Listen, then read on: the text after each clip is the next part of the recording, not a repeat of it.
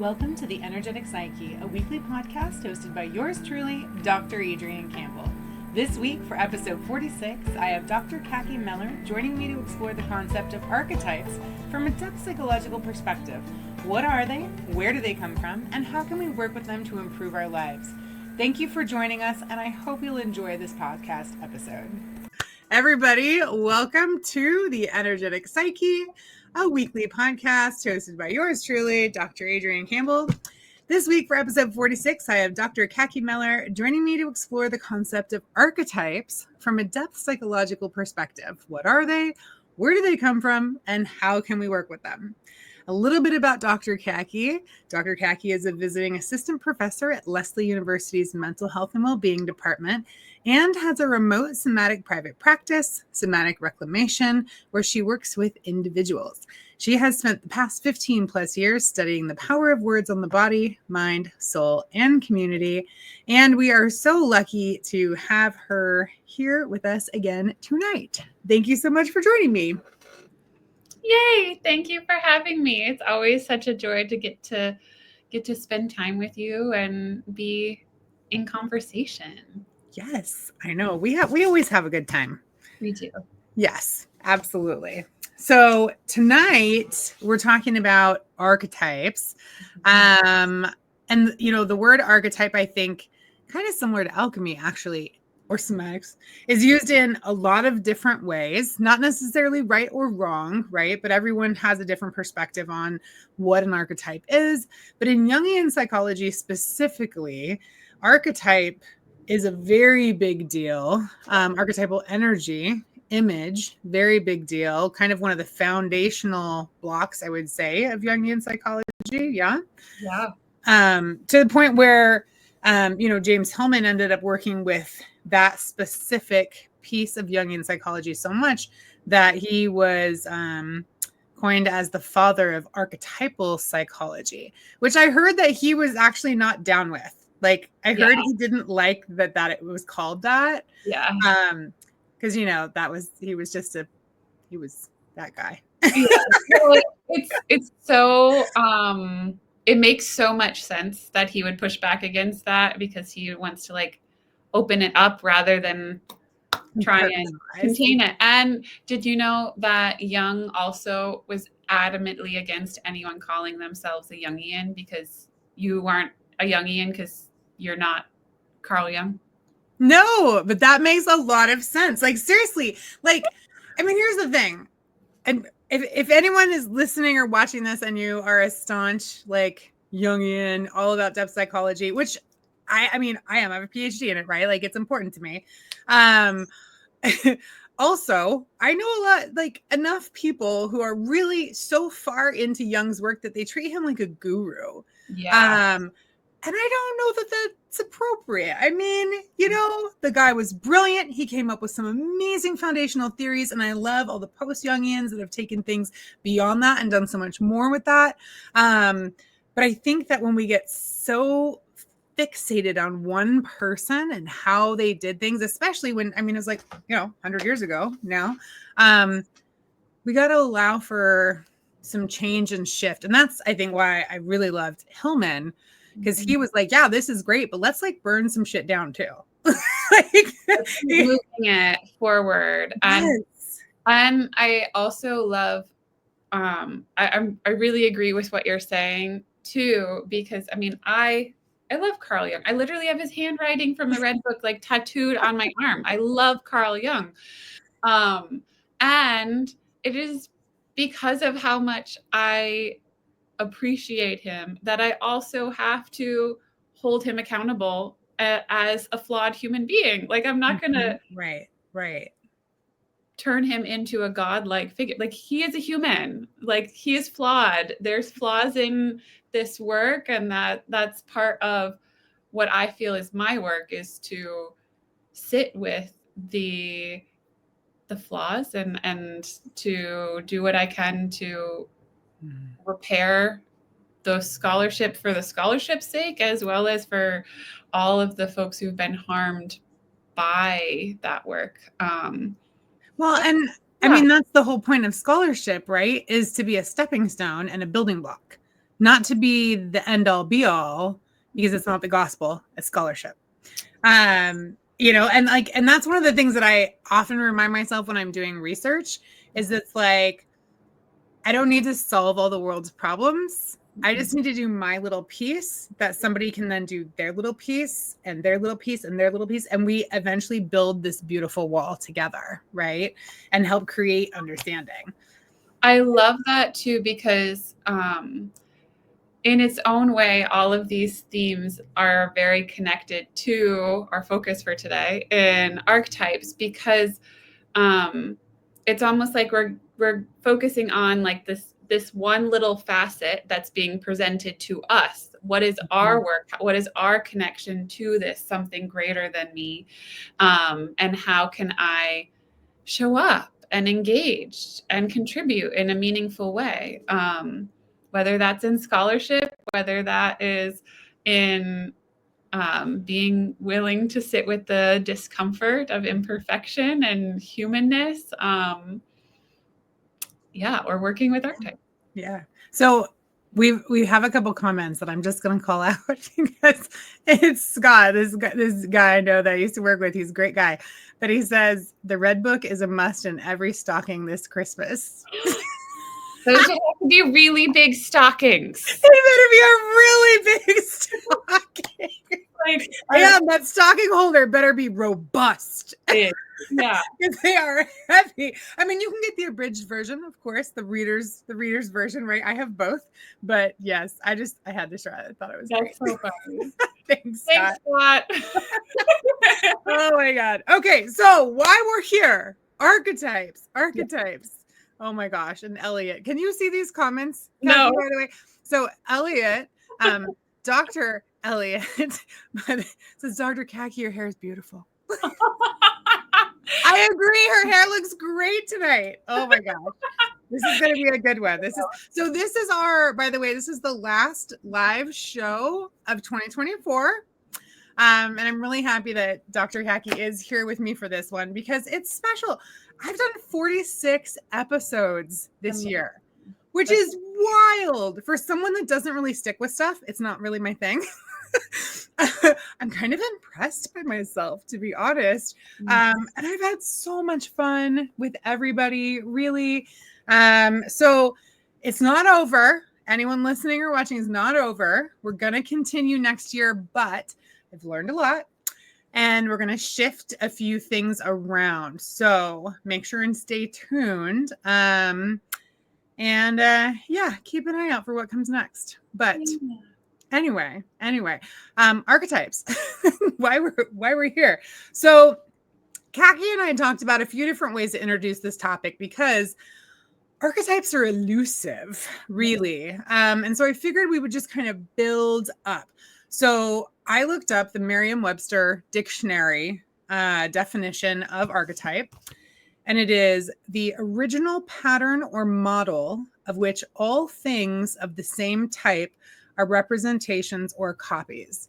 So essentially the foundational framework for everything else, right? And I don't know why, but it's making me think of, I know I'm a little bit older than you, so I don't know if you had these, but like when I was a kid, we had these Barbie fashion design plates, and you could put like a piece of paper over it. Like you change the plates and it changes the way the outfit is laid out. Oh. You put a piece of paper over it and then rub with like a crayon, and it would create like an outfit. And I don't know why, but like that image just came to me when I read that definition, right? It's like the plates are the basic pattern of everything that comes forward. Wild. And again, a good example right there of archetypal energy and imagery. Yeah, right. He's quite an archetype. Yes. Okay, so that's the basic definition for the word archetype used throughout, the world. Definitely in the United States anyways. And then I wanted to read some that start taking it into depth psychology. So this book I'm using is the C.G. Jung Lexicon, a primer of terms and concepts. If you study Jung and you don't have this book, I highly recommend it. It was recommended to me, and it's fantastic. It has every major Jungian concept laid out. It's alphabetical, and then it gives you quotes from different Jung books to relate back to it. So for archetypal image, moving into depth psychology, archetypal images as universal patterns or motifs which come from the collective unconscious are the basic content of religions, mythologies, legends, and fairy tales. Okay, so really, archetypal imagery, archetypal energy is the basis. It is the psychic contents of the brain, of the mind, right? And the basic foundation of everything that we create. So religion, myth, legends, and fairy tales. And if you study archetype, this is something that you will see repeated over and over. And we're going to go into specific archetypes in a little while, and we'll talk a little bit more about how those examples come up. But that's the basic Jungian definition. And then to make it more personal, so on a personal level, archetypal motifs are patterns of thought or behavior that are common to humanity at all times and in all places. Across human history, across the globe, across cultures. I mean, and that's one thing about archetypes that I always thought were so interesting, is that you could read story from any culture anywhere in the world, and like the archetype of, for example, mother and father, almost guarantee it's going to be there. There are just certain things that always show up no matter where you are in the world, what culture you're dealing with, whether it's, people who dwell in forests and live a very nature connected life versus like us here in America, right? The Western world, we have similar stories. And it's just wild because they're all built on that archetypal energy.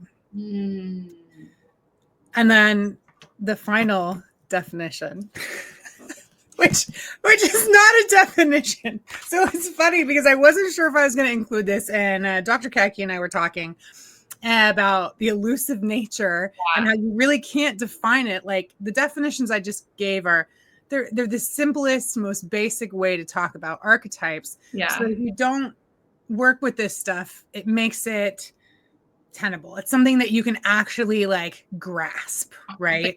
To understand, like wrap your head around. Yeah, but really, when you really start to work with archetypal energy, there's a letting go that needs to occur. Because, and this book is Complex Archetype and Symbol in the Psychology of C.G. Jung by Yolanda Jacoby. Okay. Another fantastic book. So she defines it this way. It is impossible to give an exact definition of the archetype. And the best we can hope to do is to suggest its general implications by talking around it. For the archetype represents a profound riddle surpassing our rational comprehension. An archetypal content expresses itself first and foremost in metaphors. There is some part of its meaning that always remains unknown and defies formulation. Yes.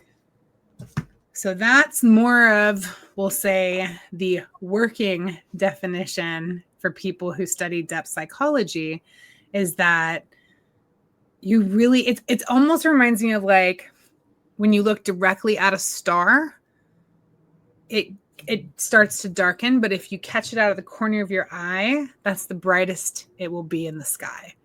Like that's how archetypes kind of feel to me, is you have to see it from the corner of your eye, kind of exploring their effect of, versus trying to look directly at it and pin it down to define it. Yes, because you can't directly, you can't touch an archetype. It's not a thing that you can grasp and hold and like put out on a platter and be like, this is what it is. Right. And it makes it necessarily difficult, challenging, elusive. It's archetypal work is so fundamental to human experience that it reminds me of I think it was Bowlby who is attributed to saying this, but the fish is the last to know they're in water. Right. Yeah. It's so a part of our experience. It's so close to us that it's literally the eyes through which we're seeing the world. Like it's how we're understanding and making meaning of our experiences. And you almost need to have like a step back meta awareness of holding this all kind of loosely and letting that almost impressionist, floaty, fuzzy blurring of like, oh, okay, like that. I can kind of see the outline of how this energy is coming into form and affecting these other things around it and this other energy. But you can't look at it directly. And if you think that you've got it, that you know what an archetype is, that you've directly encountered an archetype, you haven't. Yes. And I lost it. Oh, there it went. But yeah, and I think part of the reason we need to hold it so loosely is because, like we mentioned, these archetypes spread across every single culture in the world, right? So I've already mentioned like the mother and the father archetype.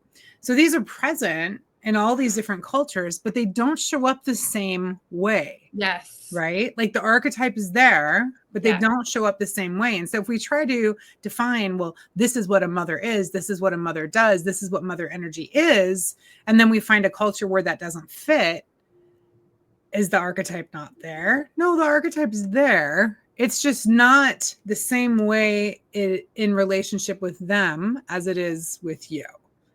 Yeah, absolutely. And that opens up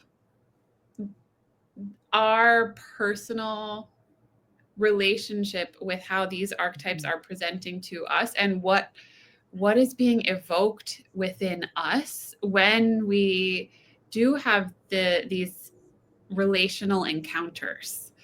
Right. Where you even just saying the word mother, that conjures up a very visceral, vivid, imaginal experience. It brings up memories. It brings up stories. It brings up films, books, TV shows. Seeing a mother in the grocery store the other day. Like, it's such a rich and textural experience. But what comes up for me is uniquely mine. And it's not going to be the same as what comes up for you or what comes up for another person. And part of that is certainly informed by my own experiences with my mother and how each of us have their own version of that or lack of that. And part of what Jungian psychology tries to point out is that we have these layers of consciousness, and we have our individual personal conscious and unconscious, but that is connected into this larger consciousness that all of our personal consciousness, unconscious, is connected to, called the collective unconscious.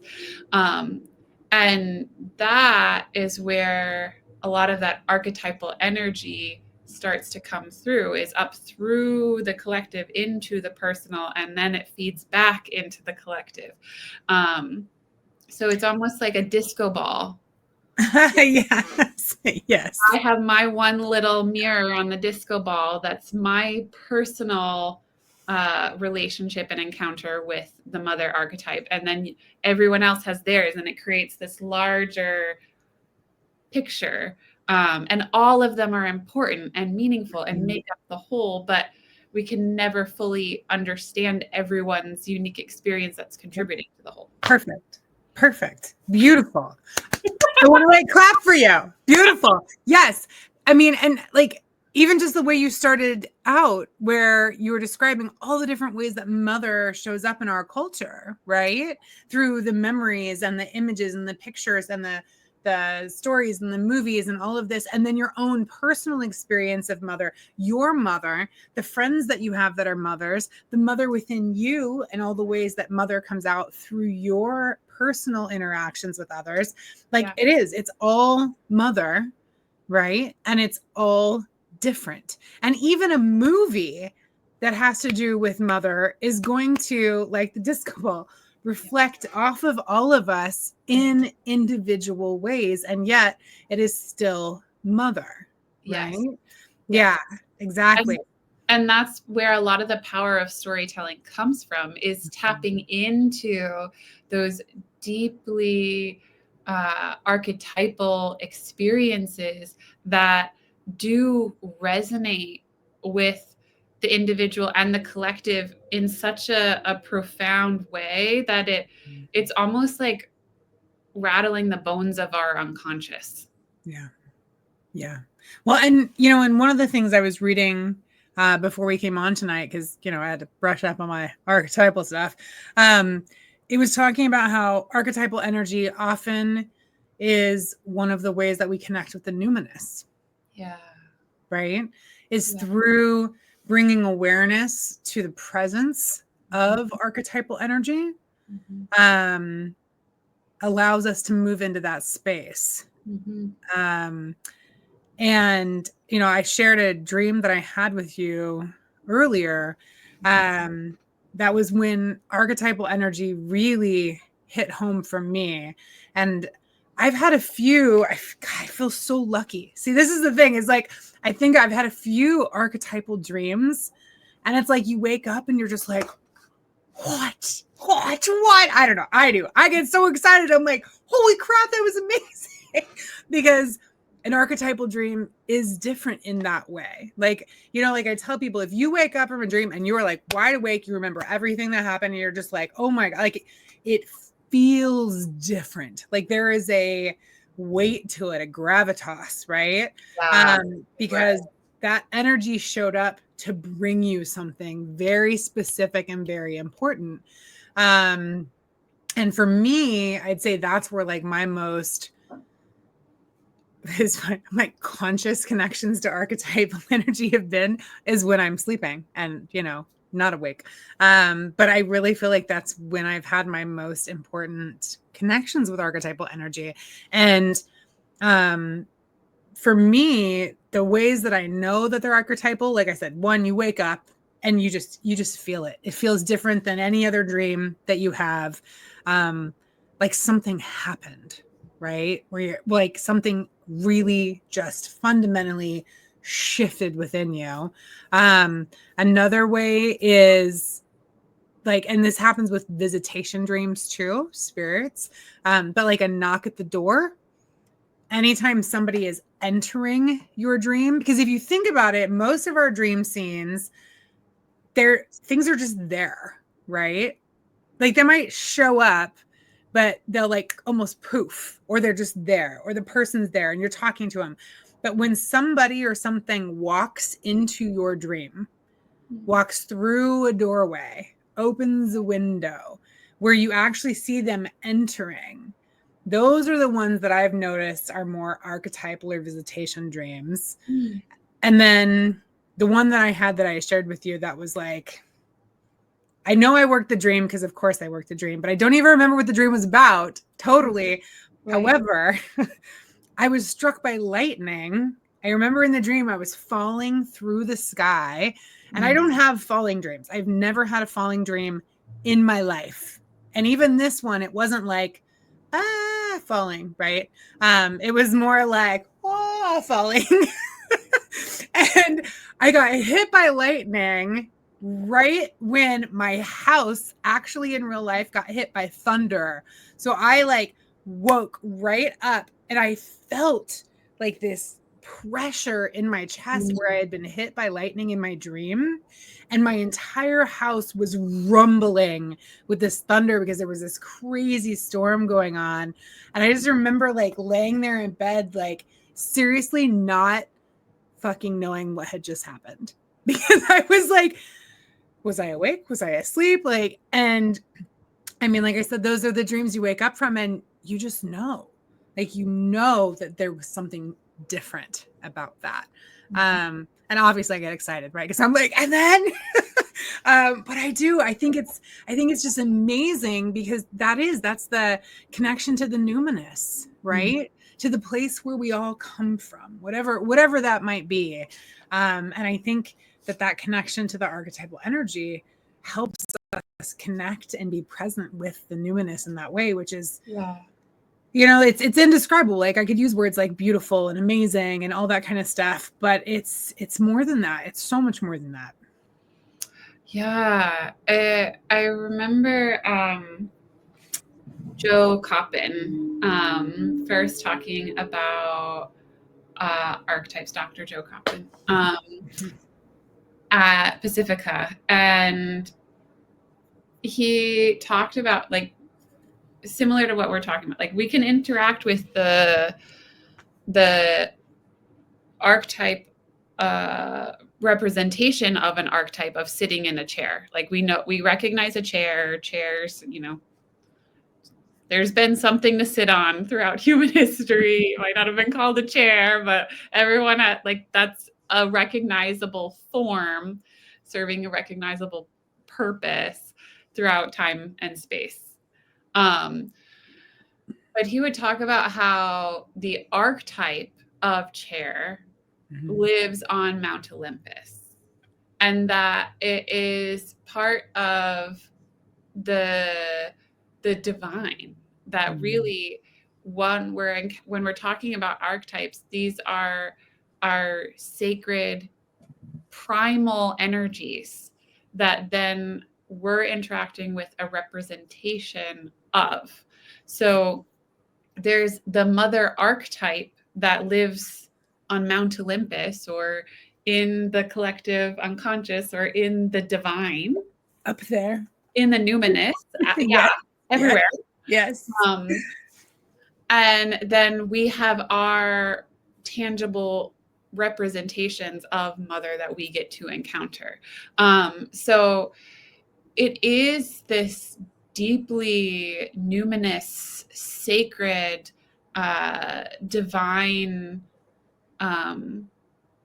energy that then is being transmuted into ways that our conscious mortal experience can begin to come into relationship with. Yeah. Yep, absolutely. So, speaking of relationship, how do you move into relationship with archetypal energy? Where do you find it most present for you? Casual question. Well, I mean, you know, like mine was dreams. What's yours? Thank you. Yeah. Dreams are a great way. I think for me, some of the most intentional relationship building with archetypal energy that I have experienced thus far is through sacred space and like devotional practices. So having an altar, like a tangible sacred space within, I love making altars, so we'll just stick within my home for now. And on that altar, like having very intentional symbols that for me evoke or feel connected to that archetypal energy, and to tend to the altar as a living, breathing representation of the relationship with that facet of the divine. So an earth altar, for example, I had for a very long time in my previous home an altar to Mama Gaia, to the earth, and I had included on that there were some jars of sacred earth from places that were very important to me, Pacifica campus included, and some books that had helped me to deepen my relationship with the earth, like Mary Oliver. There were statues of snakes and things that felt very earthly and grounded, crystals that felt really connected to that earthy energy for me. And it was so interesting because sometimes I'd be like, well, that doesn't belong on the altar anymore. And it wasn't me making a conscious choice that particular thing needed to come off the altar. It was like there was an energy coming through being like, okay, this piece is done. Mm-hmm. Or this piece, there's something here that's missing. And it's kind of hard to explain because it could sound really funny being like, I just knew that this needed to change, but it wasn't me making that choice. I felt like it was that energy from the archetype of earth, from Mama Gaia, that was communicating with me. Right. Well, because it isn't you making that choice, and it is you making that choice because we are everything and everything is us. Yes. Right? Yes. Fractals. Oh my God. Yes. That's such a wonderful reminder of, like, I love to think of the metaphor of fractals. And fractals goes very much back to that original definition that you shared. I've never heard it put that way. Fractals. I know what you're talking about because we're connected. No, I'm kidding. But I have never heard it put that way. I've never heard that term used that way. Yeah. So fractals are repeating patterns where it's like a microcosm of the macrocosm. And if you zoom in, this little piece is the same as like this larger piece.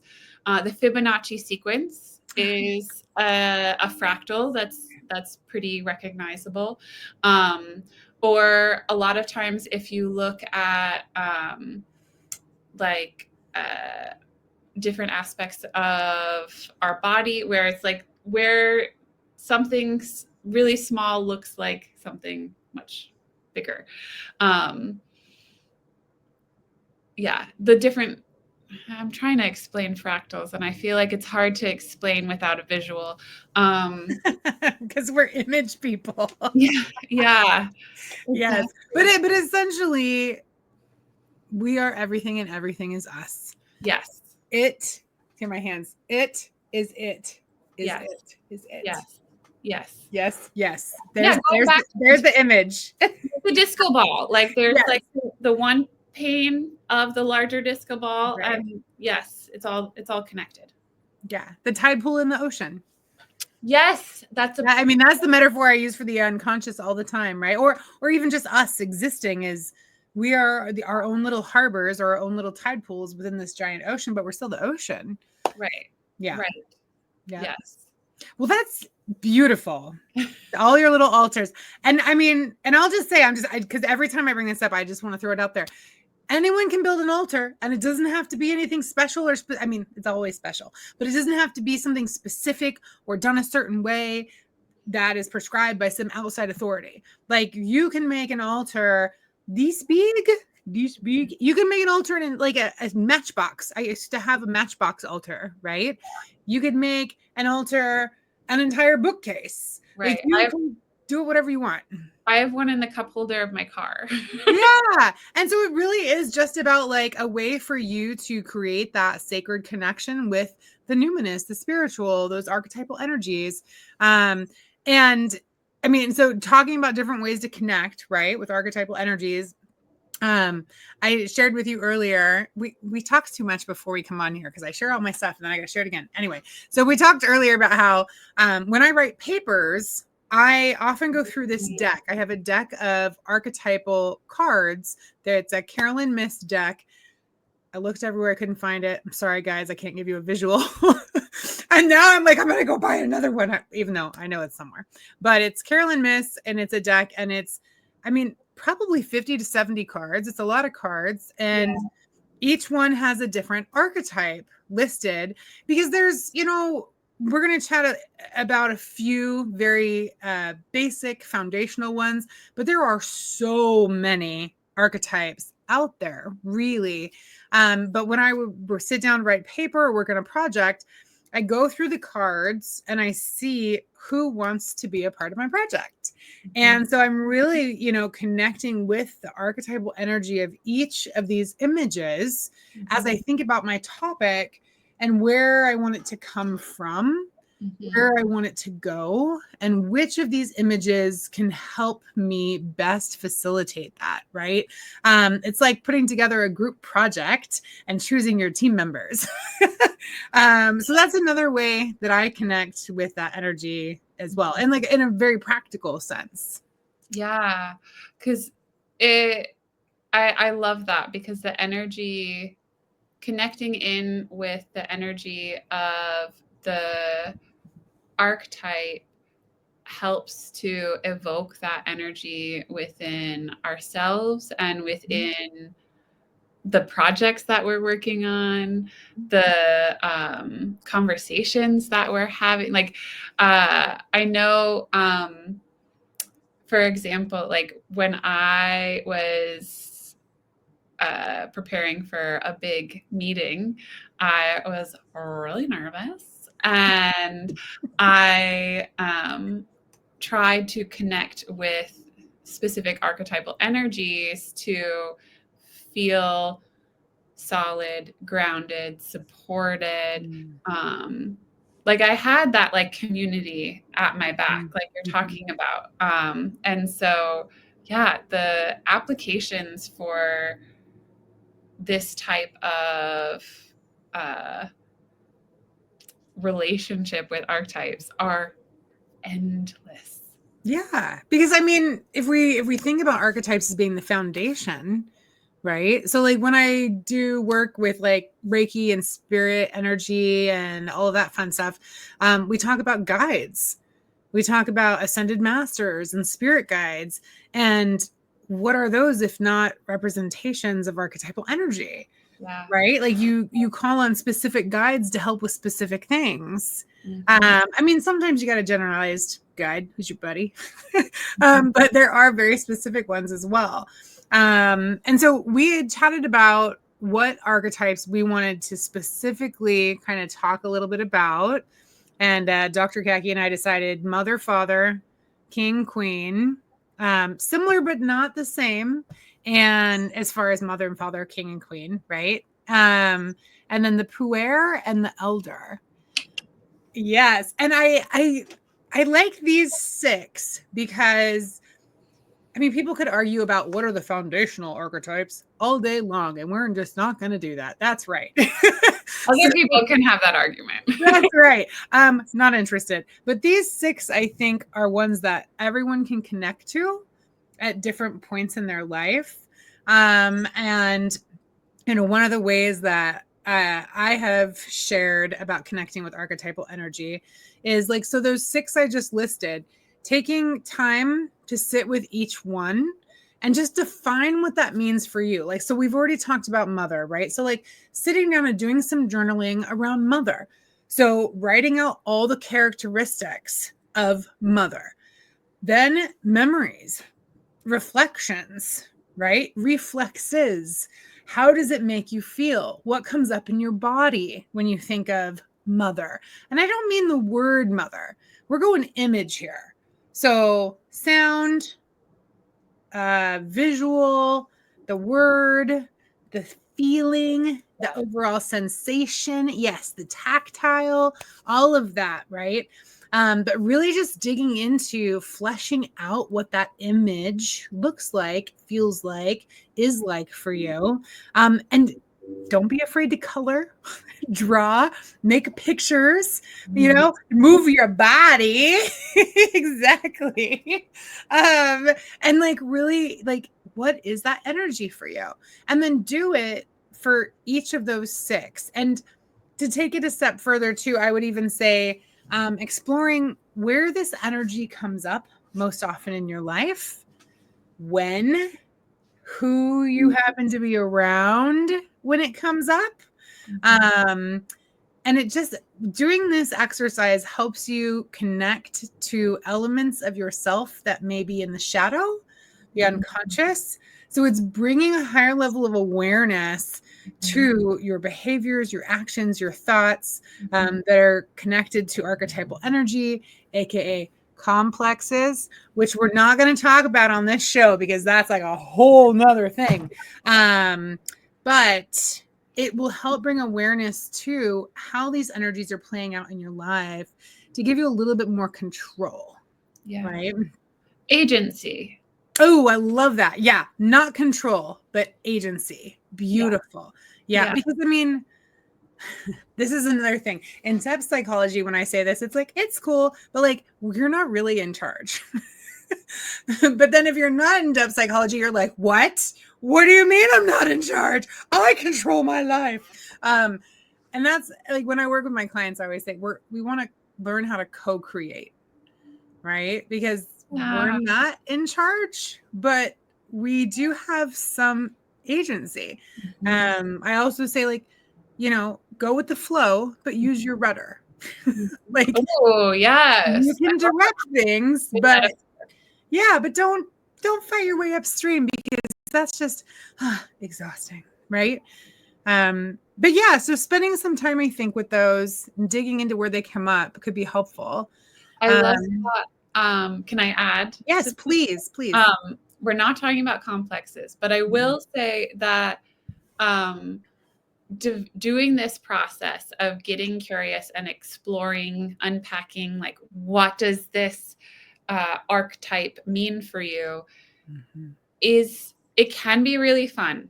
There can be really playful elements. And if you are really doing the work, inevitably it will be uncomfortable and unfun things are going to come up. And that is part of the process. Noticing where that resistance or that discomfort or even disgust and rejection and wounding, all of that is really valuable part of this process. So don't be informed about going into the experience. Don't be discouraged if you're like, I started thinking about the mother archetype and then I just started crying and every bad thing that I'd ever thought of about my relationship with my mom or that I saw, like, whatever came up, and it's like, yes, that's part of the process. Welcome. Yes. Thank you for adding that, because it's very, very true. Not, I think I probably swing the other way because people are always talking about things in the shadow being dark and scary. And so I'm more like, pull it out, take a look, let's see what's going on. But yes, uncomfortable. And, the way that I kind of bolster my courage moving into that is to remind myself that the higher my level of self-awareness, the more ease I'm going to have with relationships. Yeah. And just moving through the world in general, because I will say that's probably the number one thing that I have gained from doing shadow work, is my relationships. Like, it's made it so much easier to connect with others. When I recognize patterns of behavior and the way that things are triggered Yes. right? How different archetypal energies are triggered within me. Yes. For example, the elder. I'm the oldest of 6 children. I am very much the elder, the eldest sibling in my family. And I very much grew up telling everyone what to do. I'm not even going to sugarcoat it a little bit. That doesn't sound like you at all. I know, right? What? I have gotten so much better. I remember in coach training, they shared with us that you don't actually know what's best for someone else. Yes. You really don't, because whatever they show to you, whatever is happening, that's just how they are in relationship with you. And so you can give them ideas or suggestions or whatever, but really, if you're telling them what they should be doing with their life, it's kind of disrespectful, right? And that was kind of a trigger for me to start exploring how I'm showing up as the elder and what that archetypal energy looks like within me and for me, because I can't just stop being the eldest sister. Right. It's not going to happen. But I can look at that disco ball of elder energy and decide which facets of that I want to be embodying more regularly. Right? Yes, I love that. And I'll add that archetypal energy in and of itself is neutral. It's not positive or negative. It's not good or bad. The energy is the divine energy. It just is. It's source. The way that we are applying meaning to it, the way that we are experiencing it, the way that it is serving us or not serving us, that is part of what we get to explore in coming into relationship with it. But this is another place, and we've talked about this in previous episodes, where I would resist any kind of good or bad label. Like, the archetype in and of itself is the whole continuum of these various experiences. And things really aren't good or bad. Right. Like, I mean, we are trained and taught to label things as that. And I work so hard at not, and I still do it all the time, constantly. I probably have done it in this podcast. But they aren't good or bad. It's more, this is for me or this is not for me. I'm enjoying this experience. I am not enjoying this experience. But just because you don't like something doesn't mean that it's bad. Yeah. And even thinking of, we had talked about the puer, like the puer can cause a lot of problems. Puer, just to kind of quickly introduce it, is that kind of Peter Pan, perpetual man-child, like very young, very resistant to growing up and taking responsibility, very innocent. There's a lot of childlike wonder, and there's a lot of trickstery qualities to the puer energy. And it's a complicated archetype for sure. And when it shows up in different scenarios, it can rock the boat in a lot of different unexpected ways. And the puer energy in and of itself is neutral, but how we are coming into relationship with it and encountering and making meaning, it can be really infuriating. Speaking for myself. Yeah, absolutely. And I mean, it's also like place and time, right? And what I found is like I'm struggling a little bit because when we do this work, we don't separate out like, no, I'm working with archetypal energy, and no, I'm looking at a complex, and no, I'm blah blah blah. And so like a lot of the work I've done when it comes to connecting with the different parts of myself, there are parts of myself that really embody that puer energy. and like one of the examples I give in like so many of the classes I teach is like fun Adrian and serious Adrian. Yes. Right. And like, so if I'm working too much and I'm ignoring my need for play because I need that in my life, my puer energy, that archetypal energy will come forward and I'll start making mistakes in my work. I will start messing up. I'll start closing out windows. Yeah, like unconsciously, that energy is like, no, on my keyboard. Because it's like, I just want to go outside. Why are we still here? Right? Yes. And like, I can't blame her. I can't blame that energy because it exists and I'm not allowing it to. Right. I'm instead of trying to move into a relationship with it in a healthy way, which, for example, would be taking a 15-minute break to maybe go play with my dogs or something. Right. That's allowing that childlike energy to exist. Okay. And have its space. But instead, I'm refusing it. I'm ignoring it. And it's like, oh, no, you did it. And so the trickster element of it comes forward. Yes. Yes. Yes. Great example. Thank you for sharing that. Yeah. So, those are pretty much, so the puer and the elder are kind of like the opposites of each other, right? Elders have wisdom. And then we talked about mother a lot. That was kind of like our anchor for this show, I think. Yeah. And then the opposite would be father, but I almost hesitate to even give them opposites. I like them to kind of just exist as their own things. I think that's important. Yeah.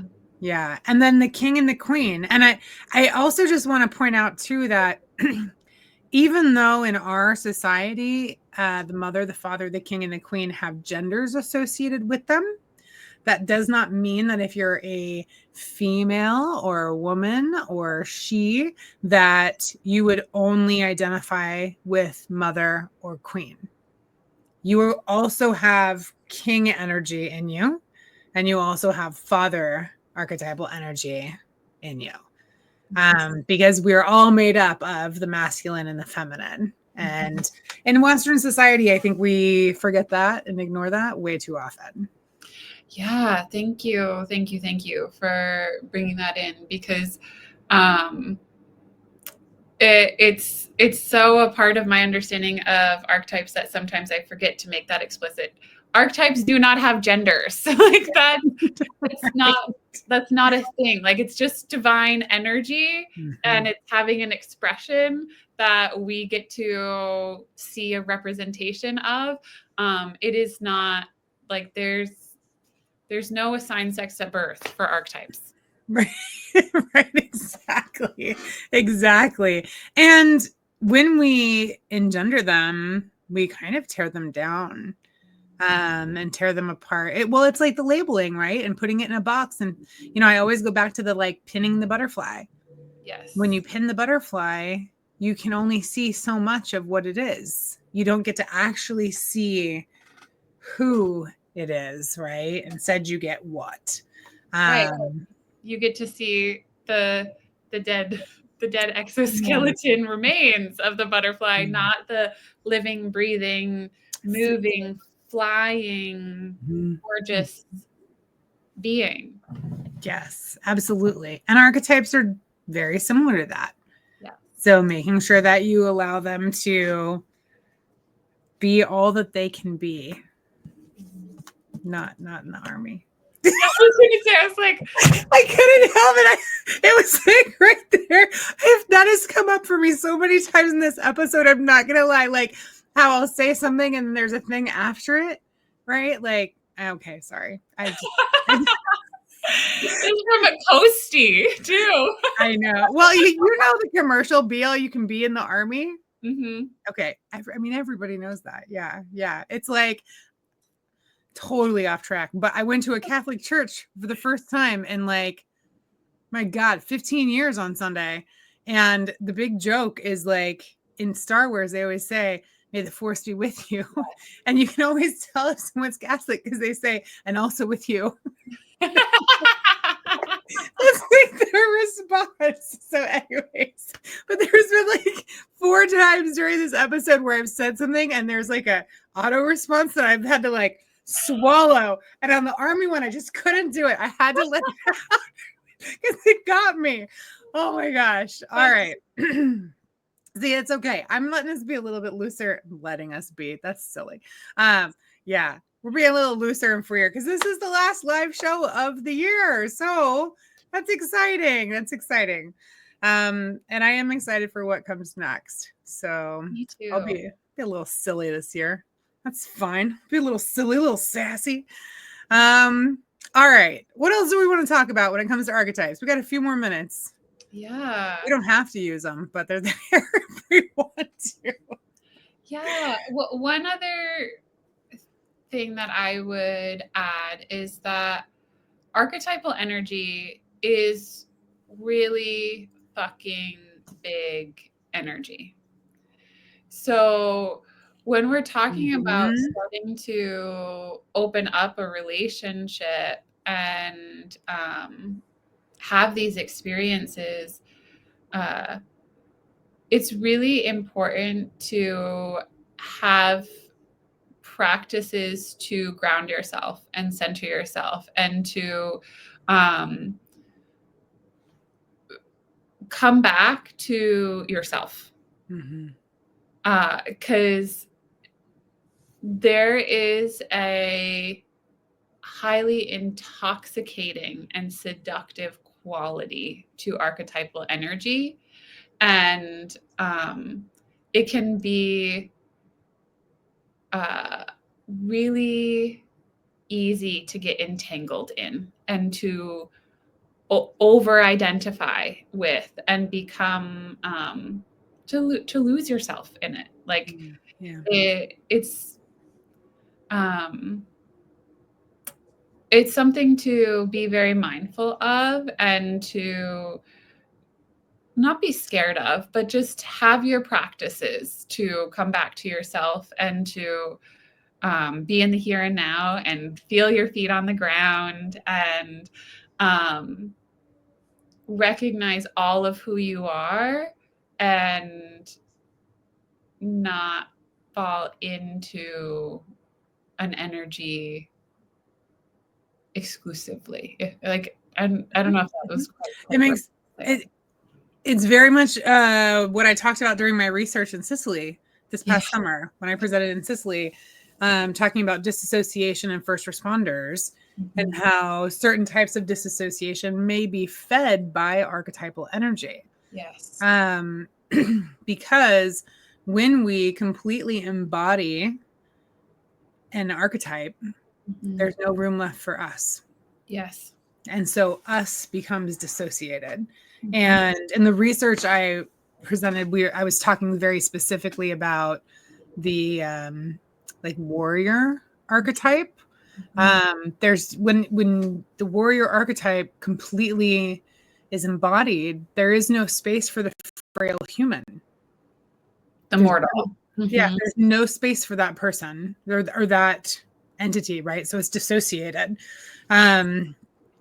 And so being careful of that is important. And I think, pulling into something that is more even relatable, we'll talk about the mother archetype again, right? Mother and caregiver archetype. Oh, yes. How often anyone listening or watching that associates as a caregiver, how often have you embodied that role and that energy so strongly that there is no place for you anymore? Right. You don't recognize yourself. Right. And the king and the queen, this is another one. Areas of leadership where you move so strongly into this leader energy that you don't exist anymore. And so you're 100% right. Paying attention to that. And I think it's important to take it into the everyday, because it's not just, Dr. Cacky's not talking about just sitting down and building an altar and lighting candles. And I know I have a tone when I'm talking about this, but I do appreciate it and I take it seriously. But lighting candles and all of that, it's not just that. It's this easily can happen in our everyday lives as well. So it's important to be mindful of that. If you do this exercise, if there's other energies that come forward, like caregiver, that wasn't one on the list that we shared, right? What's another one? What's another couple? Scholar, teacher, those ones are in there as well. So if you're noticing that energy is so present in your life that you can't remember who you are without it, that's definitely a place to explore and try to figure out where you went. And bring yourself back, because the world needs you. The archetypal energy will keep feeding us all, but the world needs you. Yes. So important. Thank you for saying that. Yeah. So we're at time. This is the end, the last live show of 2024. Okay, see, and that reminded me of Pee Wee Herman, like, sorry.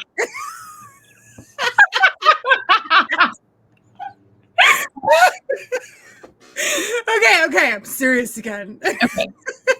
But wait, I have two things. One, I think it's absolutely hilarious that the last podcast that we did, we cried through the whole episode, and this episode we're just like laughing through the whole episode.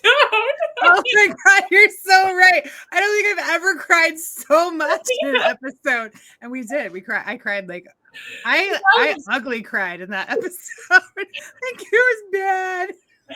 I'm crying from laughing so much. Yes. Okay, so that was number one. Number two, it's your birthday. In 2 days. In 2 days. Yeah, it's true.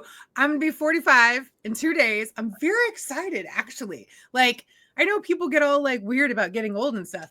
And maybe I will like one day, but it hasn't happened yet. Yeah. And I'm pretty stoked. Like, 44 felt a little weird as a number, but 45 feels solid and round. I mean, it's a good mathematical degree. I feel very much like I'm just halfway through my life. So I have like a whole nother half, hopefully. I mean, we never know, but a whole nother half to go. And it's just wild with how much I've already accomplished and experienced, and all the people that I've had the pleasure to meet and interact with. To think that I get a whole nother 45 years of that, hopefully, would be amazing. So yeah, may it be so. And I want to just say that I see you, and I see all that you have and are accomplishing, and how you've continued to grow and become this incredible human who's about to turn 45. And I'm making me blush. Happy birthday. Thank you. Yes. I appreciate it. That's lovely. Yeah, my cheeks are so hot now. Out of all the things that make me blush, just don't tell me how wonderful I am. Gosh. It's my job. You should add that to my bio next time I'm a guest. She's the one that beats my imposter syndrome down. No, I'm kidding. Oh my God. No, human. Sincerely, thank you very much. I appreciate it. Absolutely. Yeah. Well, thank you for letting us celebrate you. And I definitely, if there's anyone on the live that wants to say happy birthday, now would be a really great time to do that. And Elliot, I love you too. Thank you for sharing this year of podcasts with the Energetic Psyche community, and for all of the terrain that you've covered, and the tears and the laughter and the information and the joy. It is such a gift and an offering to the community, and I feel incredibly privileged to have gotten to be a part of it. So thank you. Oh, absolutely. My pleasure. And I mean, stay tuned for what comes next for next year, because I learned things, and what happens when we learn, we get better. So we'll see what happens next year. And I know, I am pretty confident that you and I both will grace these beautiful screens once again. Yep, absolutely. All right, to everyone listening and watching, thank you so much for joining us. I hope you have a beautiful rest of your day, week, month, year. And yeah, catch you next time. Ciao. Bye, everyone. Thank you so much for joining us for this last episode of 2024. And I really hope you will join us in 2025 as we shake things up a little bit and come at you a bit different. Stay tuned for those changes, and I hope you have a great rest of your year. Take care.